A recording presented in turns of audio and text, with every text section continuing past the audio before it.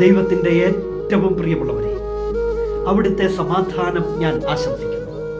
ഇന്ന് കർത്താവ് നമുക്ക് നൽകുന്ന ദൂത് ഹോസിയ 2:11. കർത്താവ് അരുളി ചെയ്യുന്നു, അന്ന് ഞാൻ ആകാശത്തിന് ഉത്തരമരുളും, ആകാശം ഭൂമിക്കും.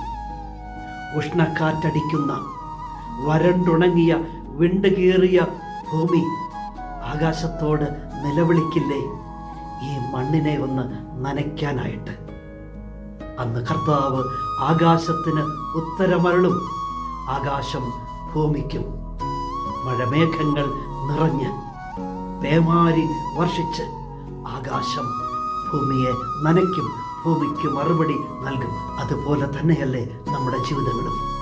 പലപ്പോഴും വരണ്ടുണങ്ങിയതുപോലെ, വിണ്ട് കീറിയതുപോലെ, ഉഷ്ണക്കാറ്റ് അടിക്കുന്നത് പോലെ പ്രാർത്ഥനകൾ സ്വർഗത്തിലേക്ക് ഉയരുമ്പോൾ ദൈവം മറുപടി നൽകും. സ്വർഗം അനുഗ്രഹങ്ങൾ വർഷിക്കും. ദൈവം കാണുന്നുണ്ട് ജീവിതത്തെ.